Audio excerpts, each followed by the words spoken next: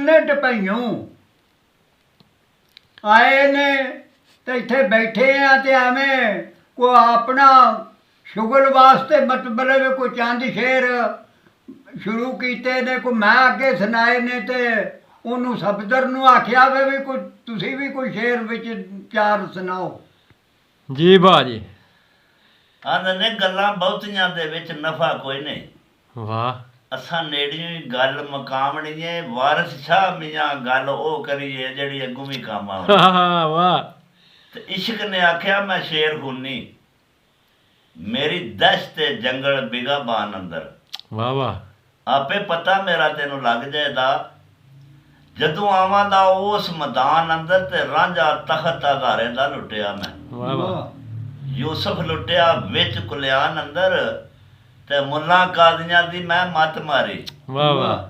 ਬਹਿ ਗਏ ਨੇ ਮਸਜਿਦਾਂ ਵਿੱਚ ਮੰਦਰ ਤੇ ਡਾਕਾ ਅੱਲਾ ਦੇ ਘਰ ਵਿੱਚ ਵੀ ਮਾਰਿਆ ਮੈਂ। ਬੱਲੇ ਆ ਪੜ੍ਹ ਕੇ ਵੇਖ ਲੋ ਫੇਰ ਕੁਰਾਨ ਅੰਦਰ ਬਰਕਤ ਮੇਰੇ ਕੋਲੋਂ ਵੀ ਜਿਹੜਾ ਨਸ ਜਾਵੇ ਆ ਜਾਂਦਾ ਏ ਮੇਰੇ ਧਿਆਨ ਅੰਦਰ ਤੇ ਅਲਫ ਆਖਿਆ ਸੱਸੀ ਨੇ ਮਾਂ ਤਾਈ। ਵਾਹ ਵਾਹ।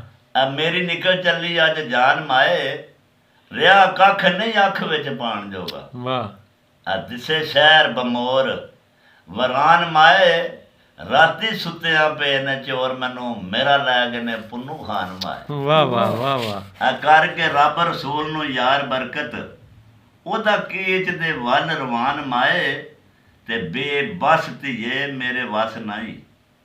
ਗੱਲ ਇਹ ਆਕਾ ਮਾਰਦੀ ਏ ਹੋਵੇ ਯਾਰ ਤੇ ਲੈ ਬਲੋਚ ਜਾਵੇ ਗੱਲ ਇਹ ਨਾ ਵਾਹ ਵਾਹ ਜੀ ਵਾਹ। ਆ ਕਿਚਮ ਜਾਣ ਦਾ ਨਾਮ ਨਾ ਲਈ ਧੀਏ ਵਾਹ। ਧਰਤੀ ਦੂਰ ਦਿਸੇ ਕੇਚ ਮੁਕਰਾਨ ਦੀਏ ਕਿਚਮ ਗਏ ਨਹੀਂ ਪਰਦੇ ਫੇਰ ਬਰਕਤ ਐਤ ਦੱਸਦੀ ਪਈ ਕੁਰਾਨ ਦੀ। JIO JIO. ਤੇ ਤੁਧ ਦੀ ਗੱਲ ਮੈਂ ਮੰਨ ਲੈਂਦੀ। ਵਾਹ।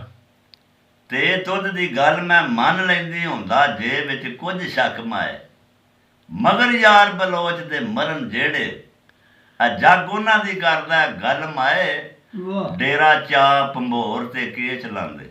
ਵਾਹ। ਅੱਖੀ ਵਿੱਚ ਕੁਰਾਨ ਦੇ ਤੱਕ ਮਾਏ ਇੱਥੇ ਬੈਠ ਨਹੀਂ ਰਹਿਣਾ ਕਿਸੇ ਬਰਕਤ ਤੇ ਤੂੰ ਸਭ ਜਾਂਦੇ ਨਹੀਂ ਡੇਰਾ ਪੁੱਟ ਮਾਏ। ਵਾਹ ਜੀਓ। ਬੱਲੇ ਤੇ ਸੇ ਸਾਬਤੀ ਅਕਲ ਨਾ ਰਹੀ ਮੇਰੀ ਵਾਹ। ਸੁਣੀ ਅੱਜ ਦਰੋਕਣੀ ਗੱਲ ਧੀਏ ਰਾਤੀ ਗਏ ਬਲੋਚ ਭੰਬੋਰ ਵਿੱਚੋਂ ਆ ਪੁੱਠਾ ਕਰ ਗਏ ਨੇ ਵਰਤਬ ਧੀਏ। ਵਾਹ। ਖਾਨ ਬਲੋਚ ਬਲਾਣ ਉਹਨੂੰ ਲੜੇ ਰਾਹ ਵਿੱਚ ਉਸ ਨੂੰ ਸੱਪ ਧੀਏ ਤੇ ਉਹਦੀ ਮਾਂ ਦੇ ਬਾਪ ਨੂੰ ਖਬਰ ਨਹੀਂ ਬਰਕਤ ਜਾਣ ਸੋ ਥਲਾਂ ਚ ਦੱਬ ਧੀਏ। ਵਾਹ। ਤੇ ਬੰਦਾ ਜੀਮ ਜਾਣਦੇ ਨੇ ਦੋਵੇਂ ਜਾਨ ਉਹਨੂੰ ਆ ਖਾਨਾ ਸਾਰਿਆਂ ਦਾ ਨਹੀਂ ਉਹ ਖਾਨ ਮਾਏ। ਵਾਹ।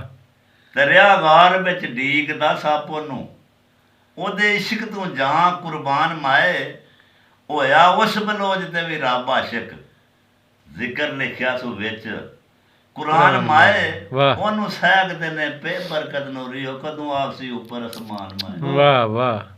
ਤੇ ਕਹਿੰਦਾ ਇਹ ਹੋਰ ਸੀ ਮੈਂ ਤੇ ਗੱਲ ਕੀਤੀ ਤੂੰ ਤੇ ਲੰਘ ਗਈ ਹੈ ਟੰਗੀ ਦੂਰ ਕੁੜੀਏ। ਵਾਹ। ਅਲੀ ਖਾਨ ਦਾ ਪੁੱਤਰ ਬਲੋਚਪੁਰ ਨੂੰ ਕੀਤਾ ਉਸ ਦੀ ਗੱਲ ਤੇ ਵੀ ਗਰੂਰ ਕੁੜੀ। ਵਾਹ। ਬਾਬਾ ਜੀ ਠੀਕ ਹੈ ਵਾਹ।